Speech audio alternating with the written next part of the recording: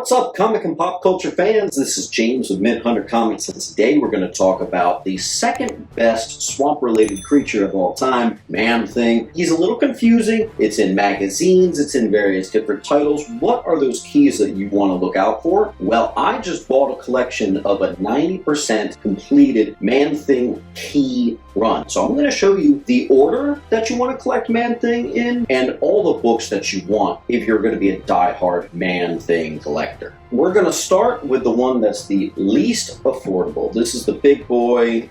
This is the first appearance of Man-Thing. Came in a magazine format. It was Savage Tales magazine #1. Ted Sallis, scientist working with chemicals, you know the whole thing. Well, this is a 1971 first appearance right here. And it's not something you're going to find too much because typically comics are held on to much better than magazines. A lot of people didn't have the best way to store magazines, so this one is going to be a little bit on the higher end. Some raws in the most pristine, perfect condition raw will go all the way to $1,000. Next up is one of the ones that unfortunately is missing from this, but I do have one. It is off with my presser right now.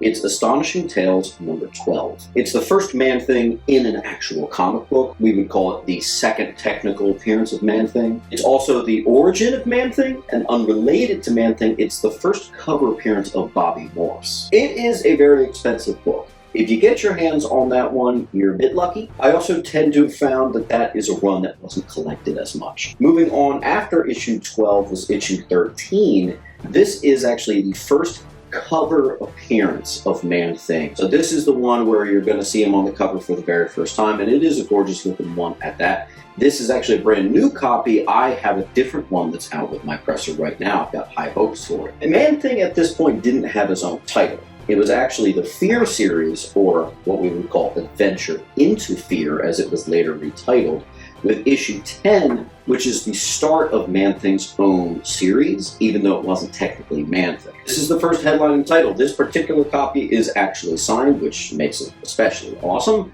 That's one that's probably the third or fourth hardest to obtain out of them all. Now, I personally am missing issue 11, which is not only the first appearance of Thog, first mention of the Nexus of all realities, but first appearance of Jennifer Kale. So there's quite a few things going on with that particular book. Next up in the Adventure into Fear run, we have the first appearance of Dakim the Enchanter, which is issue number 14. 17 is the first appearance of the Aquarian, who has an origin eerily similar to that of Superman, kind of fun. And then 19, which was not in this collection. 19 is probably, I said Adventure into Fear, 10 was probably the fourth most expensive. 19 is probably the third most expensive. It is, after all, the first appearance of Howard the Duck. So, not so much a Man-Thing related key, but it is a key in its own right. And it just happens to be with the rest of that Man-Thing series. I just had one, I think it was Water Damage or something like that, sort of mid-low grade, which I just sold.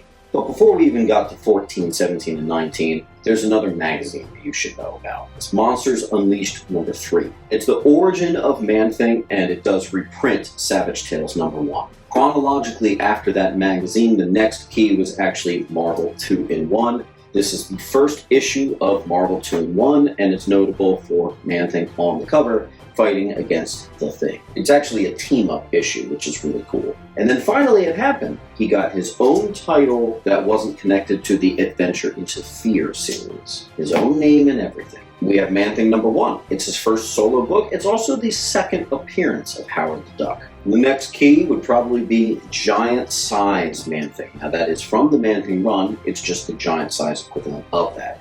Now the giant size Man-Things, I think there's 5 or 6, and almost all of them are keys. I happen to have 1, 2, and 5, but almost all of them are something. 1 is just an origin. 3 is the death of Dakim the Enchanter. 4 is the first solo story featuring Howard the Duck. It's also the first appearance of Garko the Man-Frog. 5 is the first appearance of Hell Cow, who's a cow that became a vampire after being bitten by Dracula 300 years ago.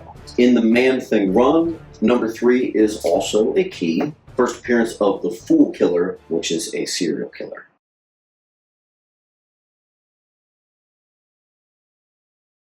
They had the second volume which actually only the very first issue is one that has any notable value. That is the second Man-Thing volume right there. After that, the keys get into the $3 to $4 to $5 territory, so there's nothing substantial worth noting, but it's this odd order.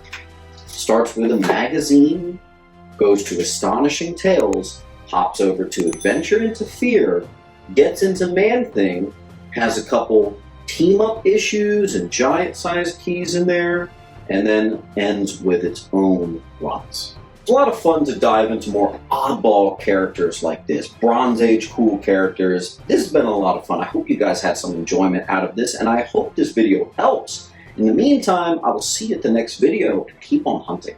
Make sure to come down to Sentiment Depot Antiques and Collectibles, where I'm set up with all of my comics, located at 238 West Delaware Ave, Pennington, New Jersey.